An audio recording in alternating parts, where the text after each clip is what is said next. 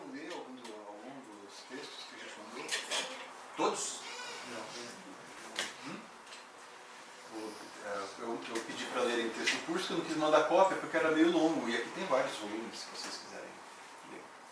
O que mais chamou a atenção? Vamos ver o que vocês acham. Pode falar qualquer coisa. Alguma petição, que a gente mandou também 3 petições. Alguém lembra de alguma coisa que chamou a atenção? O que está sendo quartando para cima aqui? Guilherme, vocês não devem... Do terceiro já devem ter estudado isso. O professor na faculdade de Direito não fala assim, olha, quando você vai falar da causa de pedir, você apresenta os fatos, depois os fundamentos jurídicos, não é normal isso? Vocês viram que essas petições não tem nada disso? São todas petições iniciais, não tem nada disso? Se tornou mais ou menos lugar comum, né, quando a gente, sobretudo na faculdade, né, os professores falam assim para os estudantes, olha, quando você entra ali na descrição dos fatos, você fala dos fatos. Depois você entra nos fundamentos jurídicos. E volta e meia ainda ouço alguém falando assim, que os fatos são a causa de pedir remota e os fundamentos jurídicos a causa de pedir próxima. Já viram isso? Tem coisa mais errada que isso? Por quê? Vocês já ouviram falar daquele princípio, ou dogma, sei lá, Dami factum dabit ius, iura novit curia? Então a qualificação jurídica dos fatos nem sempre integra a causa petendi.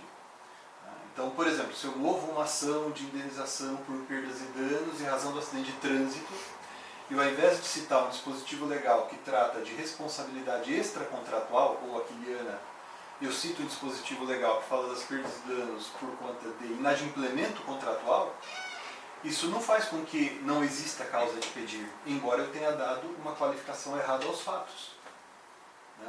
Então a qualificação jurídica dos fatos, a minha risco de dizer, sei lá, 90% das ações que a gente vai mover, a qualificação jurídica errônea dos fatos não impede que se dê ao fato a qualificação jurídica correta. Então essa coisinha que muita gente fala assim, não, primeiro você descreve os fatos, depois dos fundamentos jurídicos, como se fossem compartimentos estanques, isso a gente faz na faculdade eventualmente por razões didáticas. E porque quando a gente está na faculdade, para entender melhor é assim. Certo? Agora, dizer que os fatos são a causa de pedir remota e os fundamentos jurídicos são a causa de pedir próxima, isso não é apropriado. Né? A causa de pedir é o fundamento do pedido. Né? A professora Ada Pellegrini Grinover dizia que a causa de pedir é como se fosse o sobrenome do pedido. Porque assim, quando eu tenho pedido em relação a quê? Para quê? Né? Numa ação de divórcio, por exemplo, não, ação de divórcio fica um exemplo ruim, mas numa ação de cobrança fundada em contrato, por exemplo, né, o pedido de condenação ao valor da indenização, certo? Pedido imediato e pedido imediato, vai ter que se fundar numa causa de pedir. Qual é a causa de pedir remota? São os eventos fáticos jurídicos pré-existentes ao elemento determinante do surgimento da lide. A e B fizeram contrato de compra e venda de imóvel na época tal, e convencionou-se que o pagamento da fazenda, do imóvel, seria em X sacas de soja, que é o problema que a gente estava discutindo aqui antes de vocês chegarem, eu e o Gabriel. Né? Então, ok, esse é o contrato. Né? Essa é a relação jurídica que a gente tinha antes do inadimplemento. Eis que, na data do vencimento da obrigação, o comprador não depositou a soja no armazém, não sei das quantas, onde ele deveria fazer o depósito da soja. Ou se fosse pagamento em quantia, ele não realizou o pagamento, não passou o PIX. Né?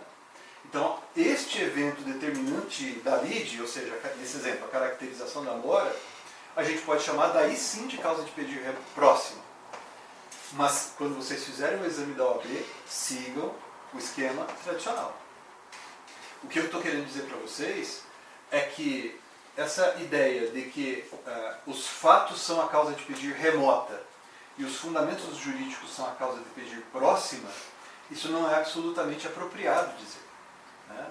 Eu posso ajuizar uma ação sem indicar qualquer fundamento jurídico. Né? Aquela ação de indenização por perdas e danos por conta do acidente de trânsito, eu posso apenas dizer assim, olha, eu estava indo aqui na Avenida Colombo, né, quando eu estava cruzando a Avenida Paraná, eis que veio um carro, ultrapassou o sinal vermelho e bateu no meu veículo. Logo, peço a condenação do réu ao pagamento de, sei lá, R$50 mil, que era o valor do veículo que ficou todo estragado. Sem citar um dispositivo legal algum. Sem citar doutrina, sem citar jurisprudência. Isso não é absolutamente indispensável numa petição. Quando a gente faz uma petição, eu falei isso esses dias atrás, não sei se eu falei aqui para vocês, mas lembro de ter falado, acho, ali na Faculdade de Direito que eu leciono no 4º ano. Eu falei assim, olha, quando a gente elabora um recurso especial, a gente tem que pensar primeiro na função do recurso especial e agir como se eu estivesse viabilizando a chegada de uma questão de direito, desse exemplo federal, lá no Superior Tribunal de Justiça, para que o Superior Tribunal de Justiça exerça a função que ele tem que exercer, quer dizer, o sentido da norma jurídica. Não sei se vocês vão se lembrar, cada um numa turma, eu devo ter falado. Né? Mas, quando a gente atua, nós como advogados, a gente tem que raciocinar desse jeito. Eu sei que eu quero defender o interesse do meu cliente. Né? Nós como advogados, nós temos que defender o interesse do nosso cliente. Mas eu tenho que saber como é que essa mensagem tem que chegar. Né? Eu tenho que saber também que, do outro lado, o juiz, né, enquanto a gente não tiver inteligência artificial, o juiz ele está pensando o seguinte: bom, que problema eu tenho que resolver aqui? Então ele tem que saber qual o problema, qual é a questão que tem que ser resolvida. E se, nesse exemplo da ação de indenização por danos em decorrência em razão de acidente de trânsito, eu vejo, às vezes, o advogado fazer uma petição de uma questão jurídica tão simples como essa. A responsabilidade civil está no artigo 186 do Código, acho que é 186 do Código Civil. Daí a responsabilidade por perdas e danos está no artigo tal do Código Civil.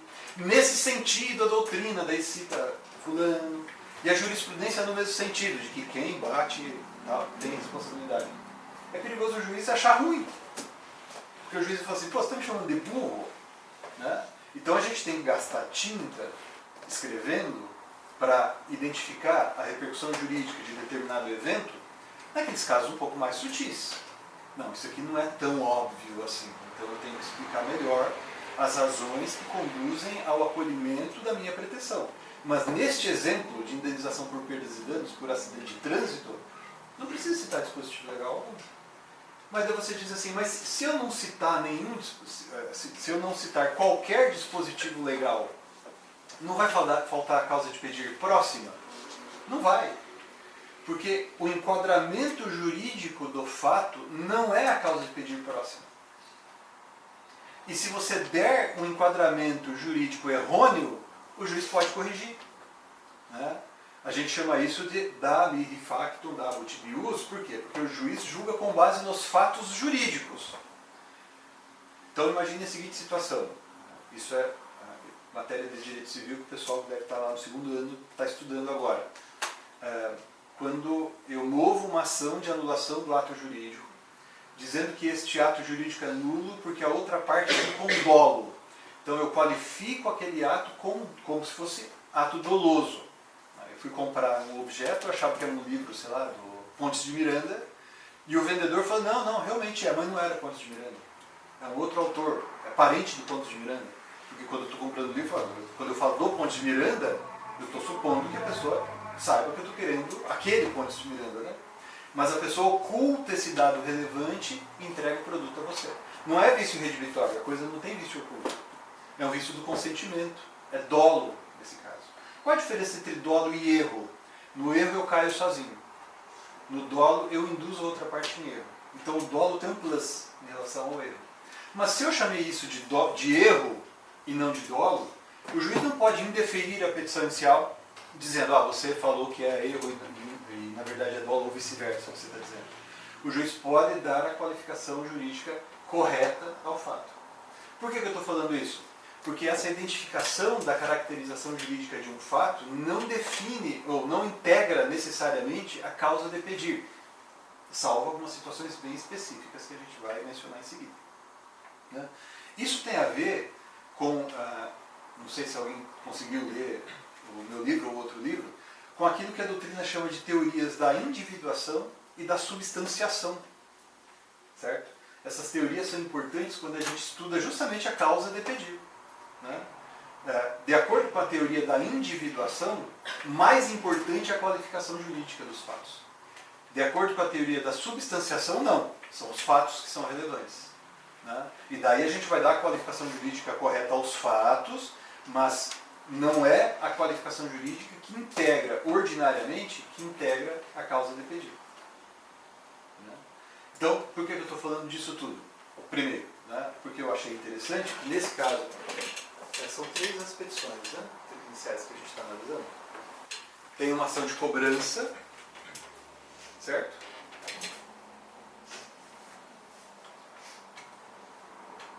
Eu queria falar primeiro de uma que é importante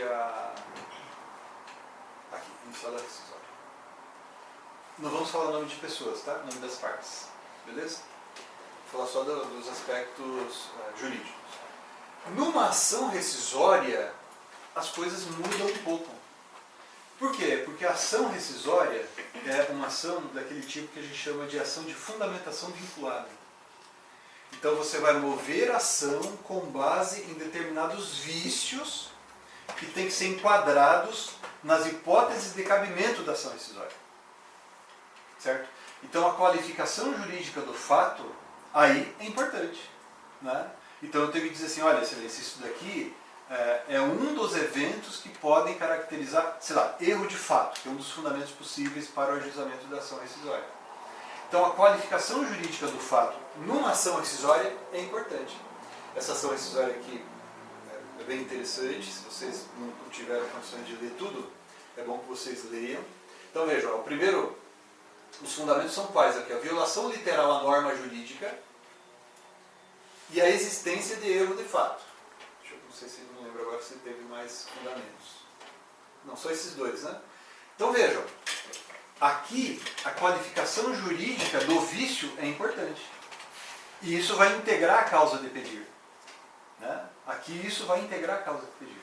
Mas a qualificação jurídica do fato não é indispensável necessariamente, e a qualificação errônea não torna a sua petição inépita. Pode tornar a sua petição muito ruim. Se você for fazer o exame da OAB, você vai ter que fazer tudo redondinho. Né? O fato é esse, isso aqui é um contrato, o vício é erro, né? E não dolo, né? Porque de repente a resposta exige que você indique o vício correto, daí você vai ter que dar o enquadramento jurídico correto, o exame da OAB exige isso, certo? Os artigos tal do Código Civil ou tal de uma lei especial. Né? Então a causa de pedir é isso. A causa de pedir e o pedido juntos integram aquilo que a gente chama de libelo. Tá? A libelo. Isso é gente muito velha, lembra dessa expressão. Porque antigamente a gente chamava a própria petição inicial de libelo. Libelo. Né? A petição ela tem 2 elementos. Né? Duas ordens de elementos, melhor dizendo. Tem os elementos substanciais e os elementos formais. Quais são os elementos substanciais? Causa de pedir e pedido. A identificação das partes, de certo modo, também. Porque partes, pedido e causa de pedir são os 3 elementos que nos permitem identificar uma ação. Uma ação é idêntica a outra para fins de identificação da ocorrência de coisa julgada ou da litispendência, né? Quando são idênticas partes, pedido, idênticos partes, pedido e causa de pedido. Então, a precisa identificação de quem são as partes do pedido e a causa de pedido, isso é indispensável para a gente verificar a coisa julgada ou litispendência. Agora, o que define a natureza da ação é pedido e causa de pedir. Como, vou falar de novo o nome dela, né? Como dizia a professora Ada, falecida há alguns anos, a professora Ada Pellegrini Grinover dizia exatamente isso, que a causa de pedir é como se fosse o sobrenome do pedido. Né? Então você só identifica o pedido plenamente quando você sabe a sua causa de pedir. Né? Então assim, quando vocês forem fazer o exame da OAB, sigam o caminho que vocês aprenderam, que tem que ser aquele beabá bem básico mesmo, dos fatos, dos fundamentos jurídicos, sabe? Para ninguém dizer que você não fez o que deveria fazer. No entanto, essa distinção em termos absolutos ela não é indispensável. Porque numa ação de conhecimento, nós estamos falando aqui de ações de conhecimento, né? Eu não preciso de separar essas coisas. E haverá certamente ações de conhecimento que vocês, em relação às quais vocês elaborarão petições né, iniciais, em que naturalmente não vai fazer nem falta citar um dispositivo legal, né? Muito menos transcrever um dispositivo legal, né? Então, quando eu estou diante de responsabilidade civil extracontratual em situações bastante evidentes como essa que eu estou acabando de mencionar, você ficar gastando, inclusive, isso eu estou falando para a petição inicial, mas isso vale para a sustentação oral também, né? Então, eu já presenciei advogado na sustentação oral lendo o dispositivo legal, né? E depois levou um puxão de orelha do presidente da sessão ou do relator, não lembro, mas ele falou assim, o doutor ficou lendo o dispositivo legal, mas o dispositivo a gente sabe, né? Então não precisa transcrever o dispositivo legal também, né? Doutrina e jurisprudência só quando realmente houver essa necessidade. Então a gente está falando aqui da técnica de elaboração. Repito, não estou falando de como vocês vão fazer no exame da OAB. No exame da OAB vocês vão fazer tudo formalzinho, redondinho, né? Mas no dia a dia a gente não precisa necessariamente fazer essa descrição, essa separação em termos absolutos. Porque quando eu estou descrevendo estou apresentando a causa de pedir, você não separa fatos de fundamentos jurídicos necessariamente. Quando você fala assim, ó, A e B fizeram um contrato de compra e venda, você já está dando uma qualificação jurídica a esse fato. É um contrato de compra e venda. Então você já disse qual a natureza desse fato que foi ali realizado, né?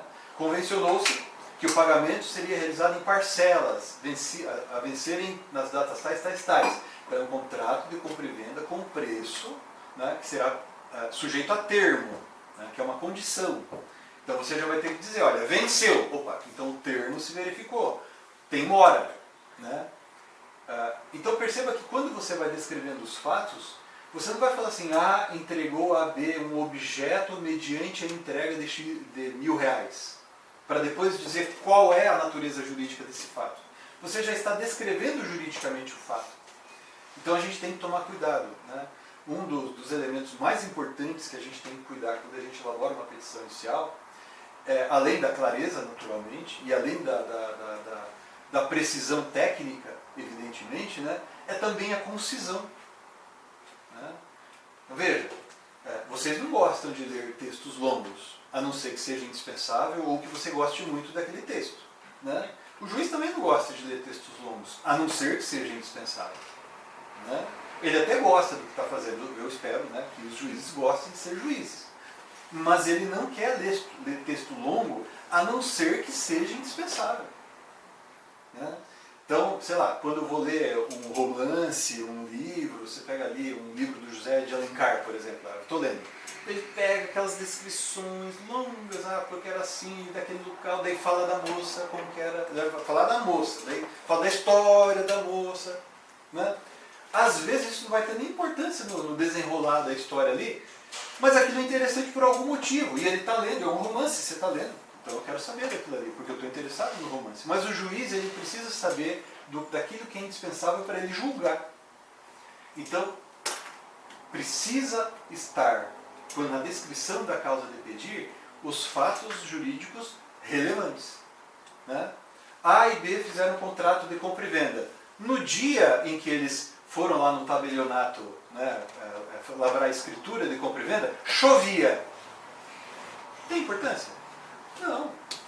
Mas às vezes a gente vê o pessoal escrevendo numa petição, isso vale para qualquer petição, inclusive inicial, a apresentação de elementos fáticos e às vezes jurídicos não tem nada a ver, né? Então, para falar de elementos jurídicos, né, muita gente também gasta ementas nas petições. E às vezes ementas que não tem nada a ver, ou ementas na íntegra, quando o que interessa só um trechinho da ementa. Poxa, coloca aspas, coloca ali colchetes, 3 pontinhos ou reticências, põe o trecho que interessa, para deixar bem claro que você está omitindo a outra parte, mais 3 pontinhos, reticências, entre colchetes e fecha, né? Você economiza o tempo do juiz para ele não ficar procurando ali na emenda, né? Você já colocou aquilo que interessa efetivamente e você já colabora com a atividade do magistrado, né? Você tem que entender o seguinte, né? Você tem que convencer o seu interlocutor, que nesse caso o juiz, a juíza, de que o teu cliente tem razão. Né? Então, como é que eu faço para gastar o mínimo de tutano do magistrado? Né? Então, nosso cérebro gasta 20% da nossa energia. Como é que eu faço para gastar o mínimo possível dessa energia do cérebro do juiz para ele entender aquilo que eu quero descrever aqui? Né? Então, os fatos de relevo e, eventualmente, quando for o caso, aqui no escritório, normalmente, nossos casos exigem, né, um raciocínio um pouco mais apurado, uma argumentação, porque as coisas meio que fogem do padrão. Então, o Gabriel, alguns de vocês, na hora que chegaram, ele ainda estava aqui comigo, é um caso muito interessante, né, de uma sentença que estava sendo executada, só que desde 2003, ou seja, fazem 22 anos, só que é uma sentença que condenou o réu a entregar coisa e o credor, né, deu um migué e fez uma petição no cumprimento de sentença, que na época se chamava execução de sentença ainda, que exigia-se citação naquela etapa ainda. Ele fez uma petição, simplesmente ele diz qual seria o valor da soja em dinheiro, já converteu em dinheiro na petição dele e já requereu a citação do devedor para entregar em dinheiro, para pagar quantia em dinheiro.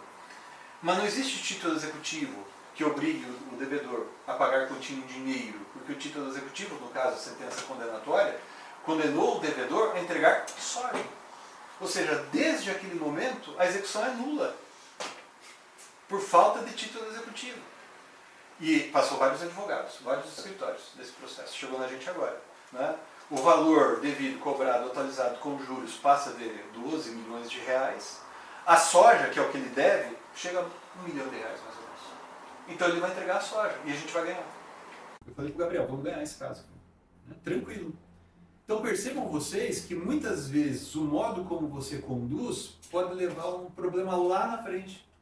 Né? Então a gente não pode criar nulidades, a gente não pode criar vícios. Né? A gente tem que elaborar essa petição de maneira bastante cuidadosa. Por quê? Porque ela vai repercutir lá na frente. Veja, o juiz não pode sentenciar fora do pedido, aquém do pedido ou além do pedido. Né? Então, quando eu faço o meu pedido, que é informado pela causa de pedir, isso aí vai ser importante para que o juiz julgue. O que é a sentença ultra petita? É a sentença que julga aquém do pedido. Veja, não é a sentença que julga parcialmente procedente o pedido. É aquela que julga aquém do pedido. Julga menos do que se pediu. Né? Então, se eu peço a condenação do réu ao pagamento de danos materiais e danos morais, e o juiz julga apenas o pedido de danos materiais e não fala nada sobre danos morais, daí essa sentença é infrapetita. Mas não é infrapetita quando eu peço a condenação de 100 e o juiz condena a 50, porque ele julga parcialmente procedente o pedido. É apenas uma sentença de procedência parcial. Extrapetita é quando você pede uma coisa e o juiz dá outra, sem falar sobre aquilo que você pediu. Né? Então, se eu pedir a condenação por danos materiais, o juiz não fala nada disso, mas condena o réu a pagar danos morais, veja, é uma sentença extrapetita. É a pior de todas. É o pior dos vícios. Porque ele não falou sobre o que deveria e falou sobre algo que não precisava falar. Né? E a ultra petita é quando ele julga mais do que se pediu. Então eu pedi danos materiais, né? E o juiz condenou o réu a pagar danos materiais e morais. Dela é ultra petita. Esse tipo de nulidade é um vício, de fato, que vai ensejar, sei lá, o ajuizamento de ação rescisória, se for o caso, enfim. Né? Eu só vou identificar a partir do momento que eu sei com precisão qual é o pedido, qual a causa de pedir. Certo? Então, a elaboração adequada do pedido e da causa de pedir, pessoal, é determinante para todo o desenvolvimento do processo. Certo? Tem que tomar muito cuidado com isso. Porque, por exemplo, né, eu não posso, no curso do processo, elencar uma nova causa de pedir. Eu posso até robustecer os meus fundamentos jurídicos, certo? Mas eu não posso apresentar uma nova causa de pedir. Né? Então, se eu estou movendo uma ação de despejo por falta de pagamento, é por falta de pagamento. Esse é o vício, não. Esse é o fundamento que está lá na lei de locações, lei 8.245 de 91, né? A falta de pagamento dos aluguéis. que permitem o ajuizamento de ação de despejo. O processo está andando, você percebe que, putz, grila, eu vou perder essa ação porque meu fundamento não está tão forte assim. Porque ele está alegando que ele não pagou todo o aluguel porque ele estava abatendo o valor do condomínio e etc, sabe? Daí você diz assim, putz, eu vou acrescentar uma coisa que a hora que eu lembrei, que eu estava querendo visitar o apartamento que eu aluguei, né, para ver com o Estado como é que se encontra e tal, e eu tenho o direito de ver o apartamento, né, artigo 23 da Lei de Locações, né, salvo engano, e o locatário não permitiu. Mas essa é uma nova causa de pedir. Entendeu? Então você não, isso é fácil a gente perceber a distinção entre fundamento e causa de pedir. Por quê? Porque o fundamento lhe permite reforço, né, novas argumentações, sem alterar a causa de pedir. Agora, nova causa de pedir, essa eu não vou poder acrescentar no curso do processo, a não ser que o réu concorde após a citação, e desde que a gente não tenha ultrapassado ainda aquela etapa do saneamento, né, do feito. Certo? Então, o pedido e a causa de pedir são elementos assim, para os quais a gente tem que em relação aos quais a gente tem que dedicar o máximo cuidado. Porque a gente vai perceber a repercussão disso lá na frente. Se é uma ação simples, cuja tramitação também será simples, né? Então, não, eu vou ajuizar aqui essa ação de indenização, voltando, a indenização por perdas e danos em razão do acidente de trânsito. Não tem complexidades aí, né? Não tem algo a mais para você se preocupar aí, né? Agora, a partir do momento que você quer uma indenização com base em um evento diferente, aí eventualmente você vai ter que reforçar a sua argumentação. Exemplo, em razão do acidente de trânsito, eu fiz até o tratamento médico, fui lá, fiz a cirurgia e tal, mas agora eu não estou conseguindo andar do jeito que eu andava antes. Por exemplo, agora eu ando mancando. Ou agora o passo direito é mais curto que o esquerdo por causa da lesão. Isso gera indenização, sabia? Agora me foge o nome desse... e depois eu vou lembrar e vou falar para vocês. Se eu não falar, vocês me lembrem que eu vou procurar. Eu escrevi sobre isso há poucos dias. Mas o modo como a gente anda integra a nossa esfera jurídica. Ele merece proteção também. Né? Então eu tenho direito à indenização se, em razão desse exemplo do acidente de trânsito, eu já não ando mais como andava antigamente, por exemplo. Eu ando de uma maneira que todo mundo olha quando a pessoa está andando, ando mancando, tal, essas coisas assim. Então há um direito à indenização. Mas a hora que eu estava falando enquanto eu falava desse exemplo, eu percebi que muitos de vocês falavam assim, poxa, mas será? Mas tem.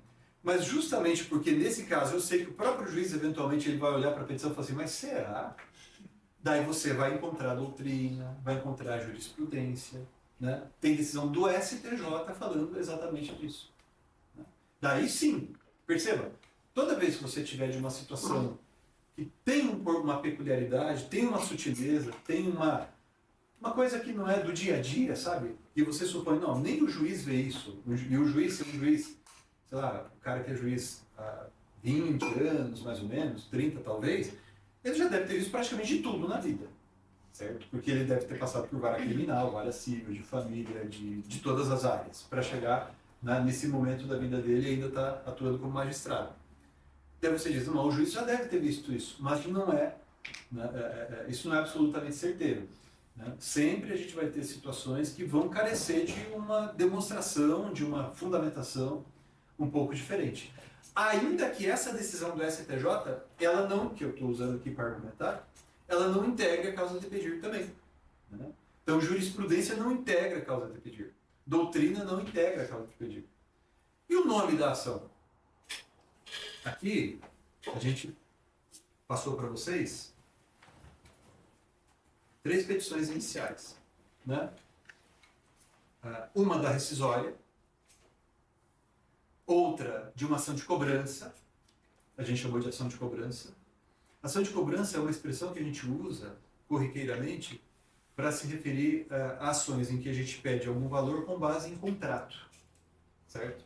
E ação de indenização por perdas e danos é uma expressão que a gente usa corriqueiramente quando a gente vai pleitear um montante em razão de um ilícito extracontratual. Né? Então, quando eu leio, o juiz lê na petição inicial, deixa eu ver se é essa.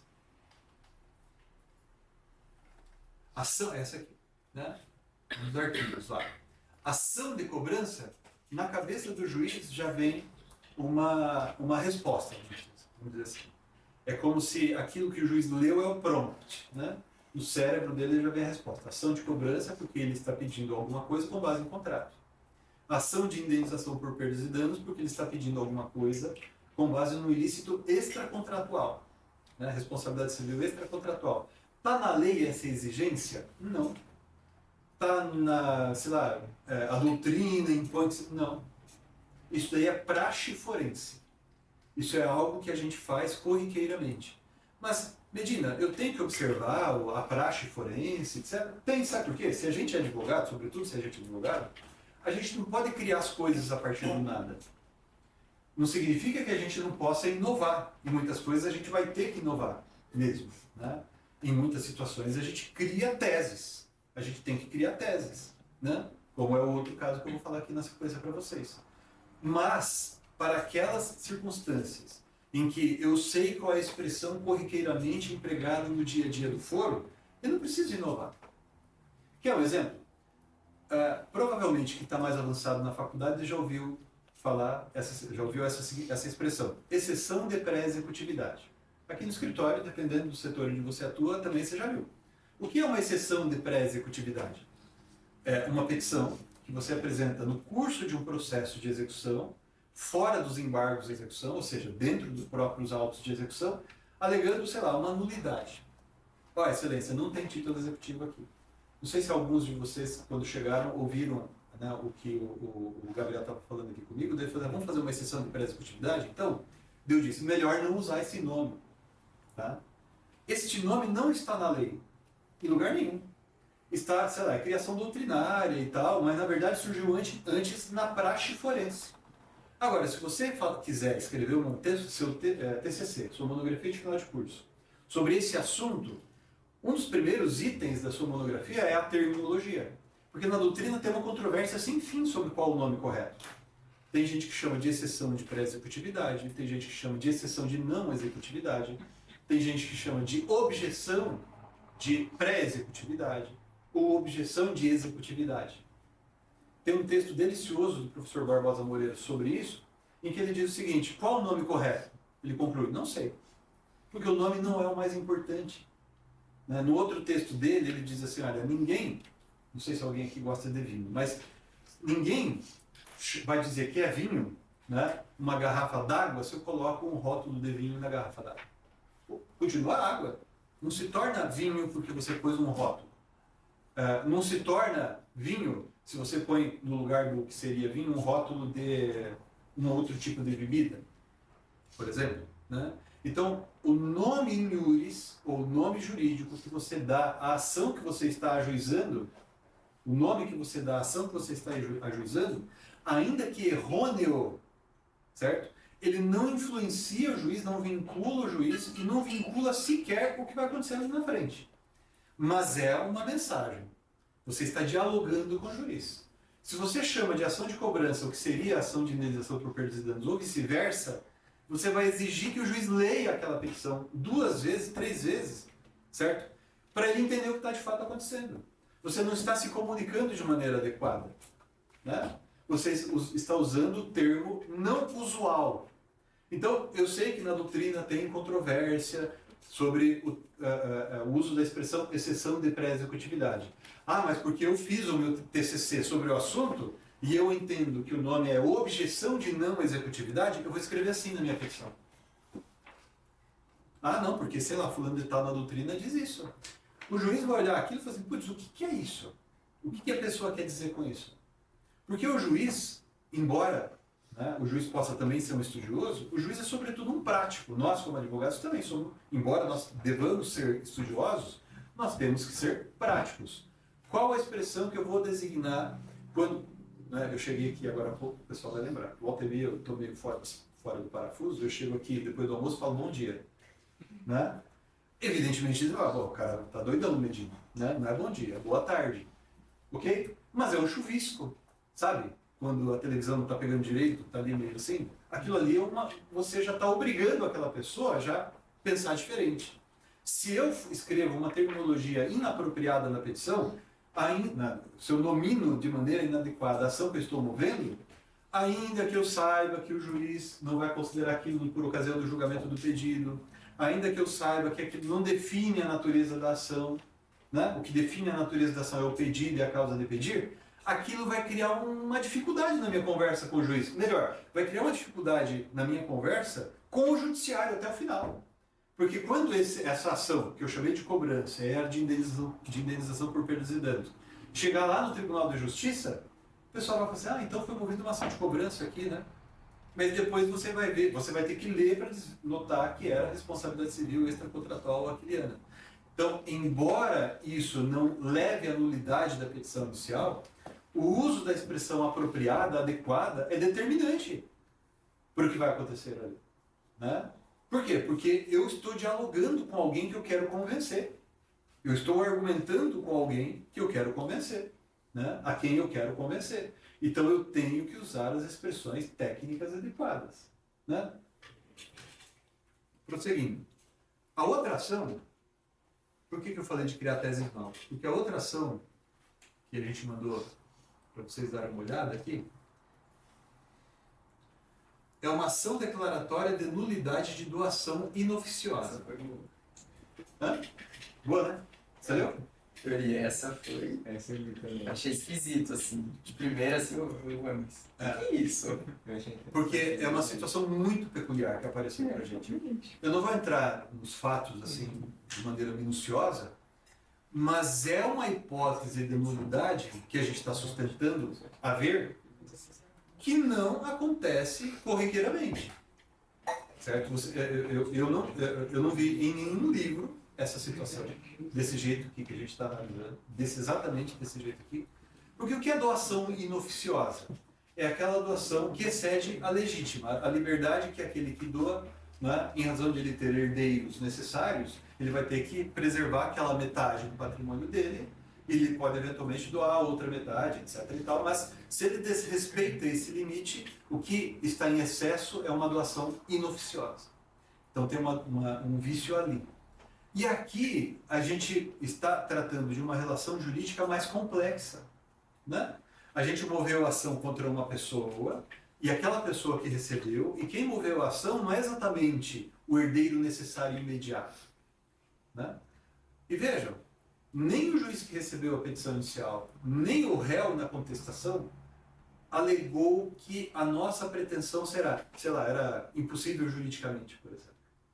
Que esse tipo de vício não acontece do jeito que a gente descreveu ali. Isso aqui a gente chegou, depois de estudar muito, fala assim, putz, tem algo errado ali. Sabe aquele negócio? A hora que você vê, pô, isso não está certo, né? Sobretudo quem é um pouco meio, assim, eu falo por mim, né, meio TDAH, assim, você tem algumas fixações, assim, né? Você olha e fala, não, isso aqui não está certo, isso aqui, ó, essa porta está um pouco para a esquerda a mais do que aquela está para a direita. Daí você quer corrigir isso, né? E tal, daí você fica lembrando de algumas coisas com algumas fixações, assim. Agora, nesse caso aqui, particularmente, a gente criou uma tese. Se esse pedido for julgado procedente, e a gente está trabalhando para que seja, vai ser a primeira, pelo menos que eu conheço, primeira decisão judicial, pelo menos no Brasil, que eu vou saber que terá acolhido essa pretensão. E isso acontece todos os dias. Tem um professor da USP, o professor José Rogério Cruz Tucci, eu não sei se ele já se aposentou, mas se não se aposentou, ele está para se aposentar, ele fala mais ou menos o seguinte, que quem cria precedente de verdade é o advogado. Porque é o advogado que traz situações inovadoras. É o advogado que, com sua criatividade, ele vai definir uma situação, ele vai encontrar saídas alternativas com seus, digamos assim, insights, com a sua intuição, muitas vezes, né? Para daí então criar uma situação jurídica que vai levar a uma decisão que vai tratar pela primeira vez de um determinado fato aí diferente, né? E essa aqui é uma dessas circunstâncias. Nesse caso aqui, perceba, o nome da ação corresponde exatamente à pretensão, à causa de pedir ao pedido. Ação declaratória de nulidade. Então, é um pedido de declaração As ações de conhecimento, elas podem ser declaratórias, constitutivas, condenatórias, mandamentais ou executivas. Normalmente a gente estuda, mais frequentemente na faculdade, as três primeiras, declaratórias, constitutivas e condenatórias. Né? Essa aqui é declaratória. Né? E eu já estou falando que é uma nulidade de doação inoficiosa. Perceba que nesse caso aqui, no nome da ação, que eu estou dando a ação, eu já estou me referindo tanto ao pedido como à causa de pedido. Mas isso a gente não vê com frequência. Né? Tem alguns procedimentos especiais que, por conta de se tratar de um procedimento especial, com o nome da ação, você já sabe o que a pessoa quer. Ação monitória. É uma ação de cobrança por um procedimento especial. Né? Ação de demarcação de terras. Eu já estou dizendo qual é o pedido e a causa de pedir ali. Então, ação de consignação em pagamento. E por aí vai. Agora, ordinariamente isso não vai acontecer. Né? Vocês vejam que eu já falei mais de meia hora. O que é que faltou falar? Endereçamento. Alguém tem alguma dúvida sobre endereçamento? O que é correto? Excelentíssimo juiz? Ou excelentíssimo juízo ou ao juízo? O que é que vocês têm visto? Como é que vocês viram na faculdade? Ou aqueles que já viram, né? Alguns talvez não tenham chegado ainda. Ao juízo. Ao juízo? Fico contente.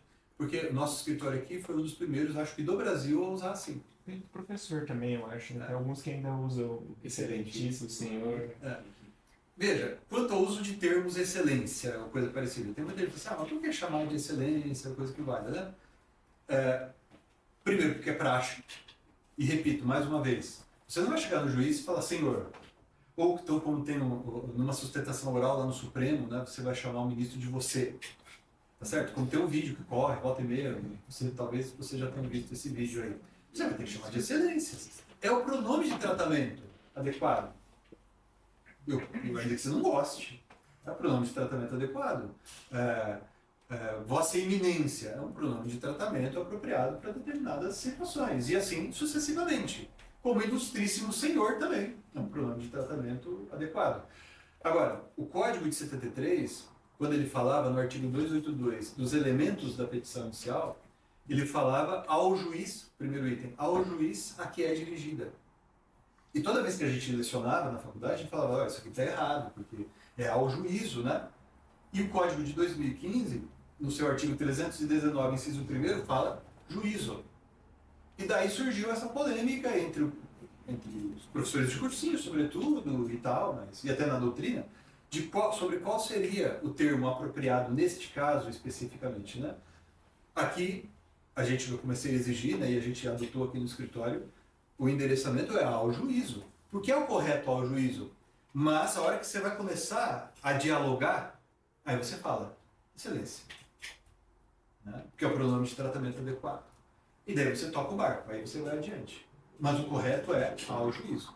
Então, assim, embora no começo, porque o Código de Processo Civil já tem 10 anos, né, o Código de 2015. Então, isso era uma coisa que havia muita polêmica. E volta e meia, sempre que eu vou falar com o pessoal, eu pergunto como é que o professor está mencionando isso. Mas o correto é ao juízo mesmo.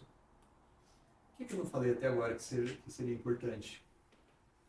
Agora, endereçamento, por exemplo, qualificação das partes, valor da causa, requerimentos, né?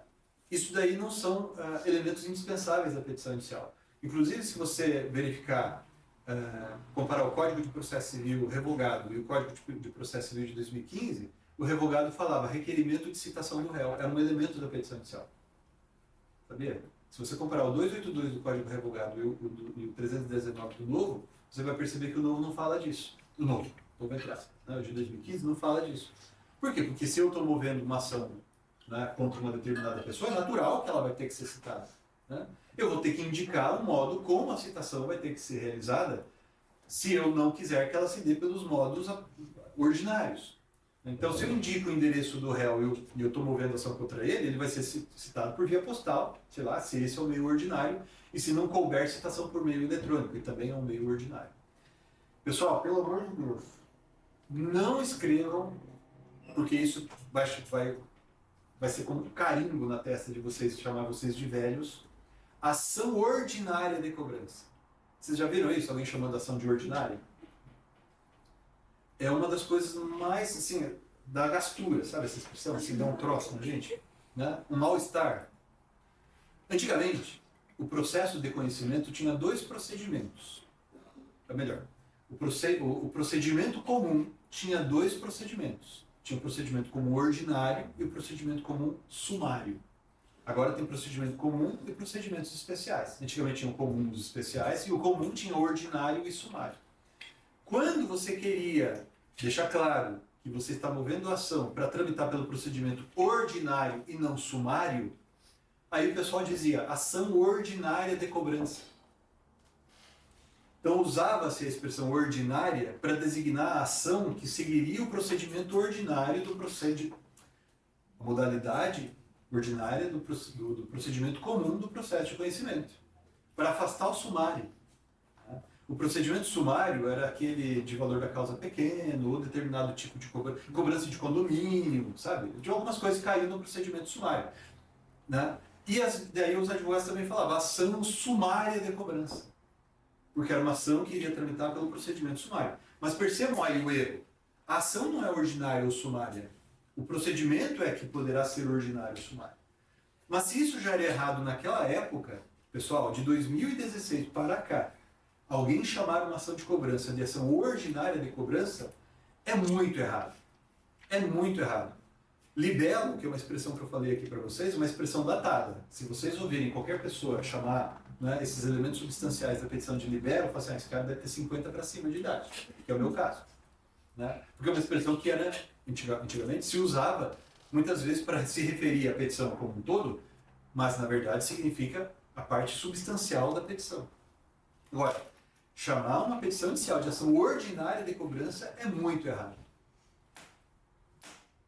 Okay? Se vocês tiverem visto isso em algum lugar... Professor de prática. Hã? Não, professor. Professor de prática? É. Mas não pode. É muito errado. Tá? Porque não existe ação ordinária. Não existe ação ordinária. Repito, isso daí era usado... Surgiu também na praxe, porque nós tínhamos procedimento ordinário e procedimento sumário, certo? No procedimento comum da ação do processo de conhecimento. E daí tinha o procedimento sumário, que era nos casos do artigo 275 do Código Revogado. Né? Mas o Código de 2015 acabou com o procedimento sumário. Né? A gente optou, na época, por eliminar o procedimento sumário e manter só o procedimento comum, né? E ponto. Você não vai ter, assim, não tem mais procedimento ordinário e sumário. Então, chamar uma ação de ação ordinária de cobrança não faz o menor sentido. Tá? É algo que você está acrescentando ali que só vai revelar que você é uma pessoa velha. Professor, mas esse procedimento que virou o juizado especial ou... O procedimento dos juizados especiais, para distinguir do ordinário e do sumário, muita gente chama, até hoje, de sumaríssimo. Entendeu? Então tinha o ordinário e o sumário, que estão lá no CPC, ao lado dos especiais. E muita gente chama dos juizados de sumaríssimo. Eu tenho um livro em que eu comento, que na verdade eu não fiz a edição nova dele mais, em que eu faço um comentário ao procedimento dos juizados. Né?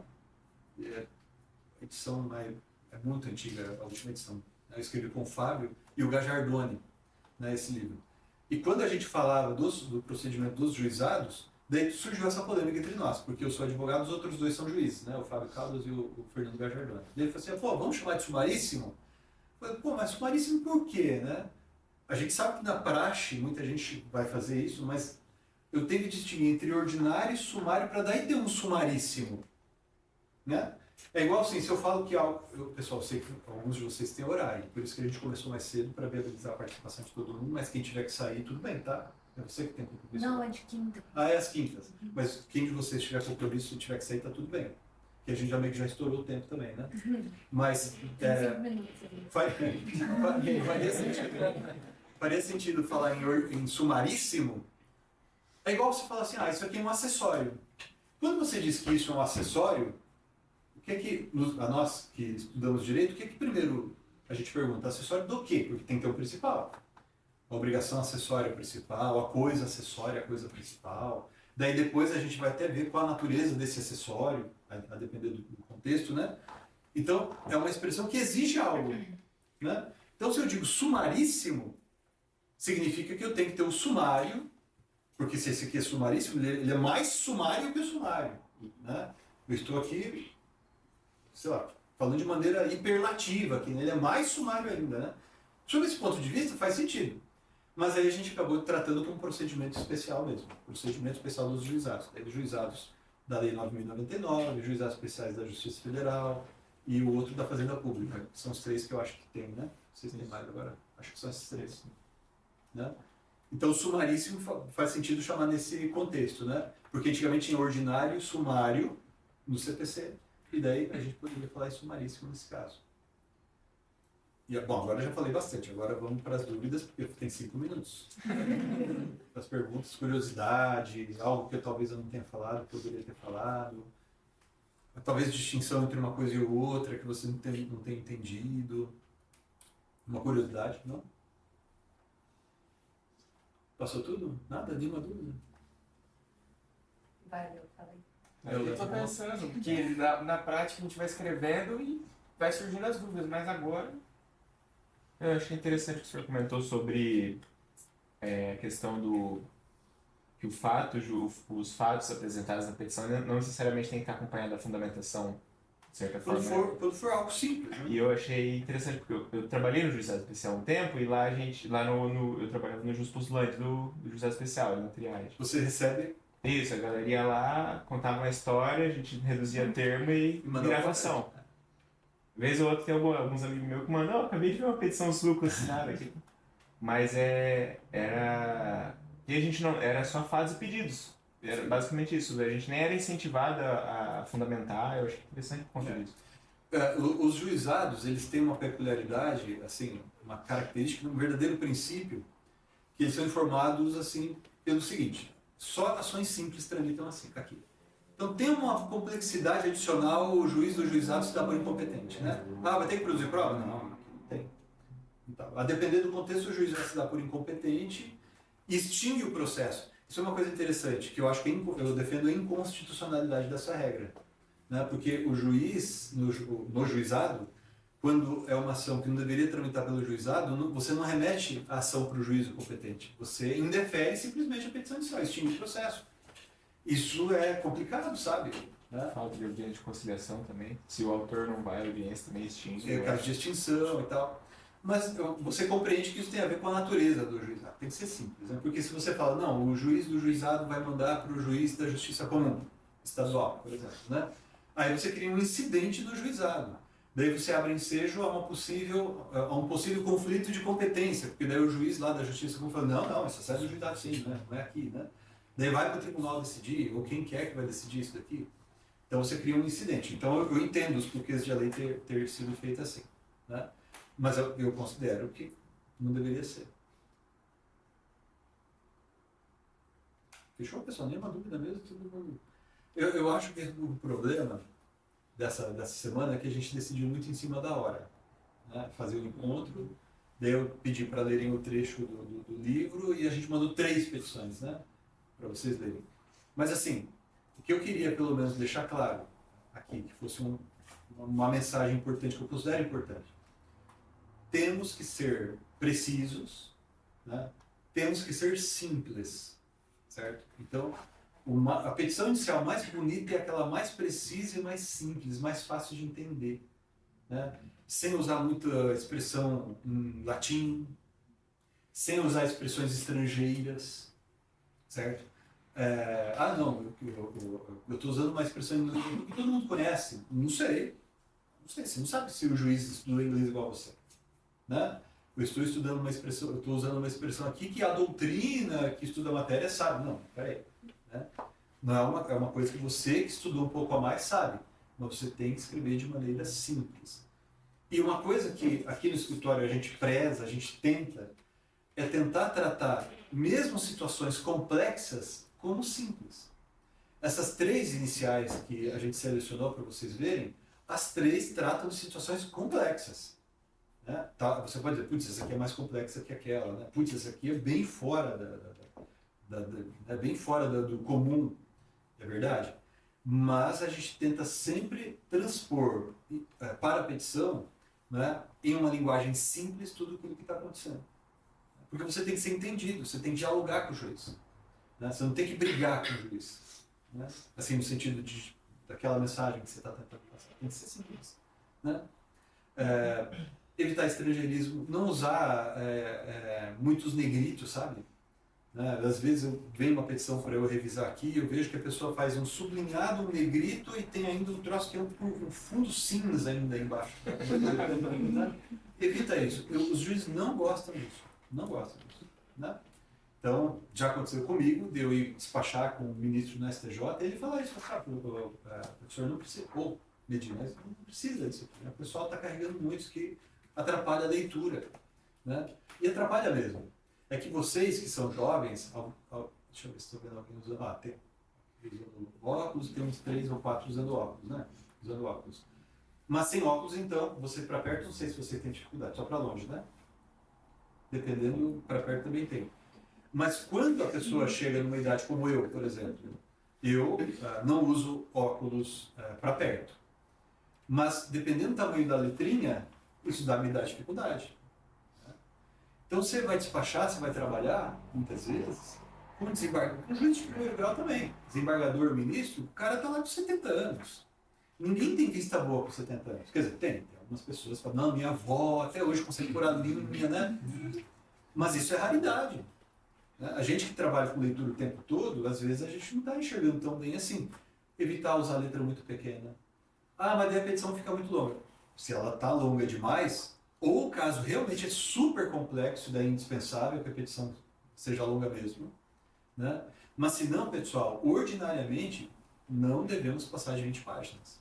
No comum dos casos, fazer uma petição de mais de 10 páginas já é exceção. Entendeu? No dia a dia, sabe? A gente está falando aqui de petição inicial de ação de conhecimento. A gente trabalha muito aqui no escritório com processo de execução. A petição inicial do processo de execução já é outra lógica. E essa outra lógica a gente pode deixar para um outro encontro, porque senão já fica muito tarde.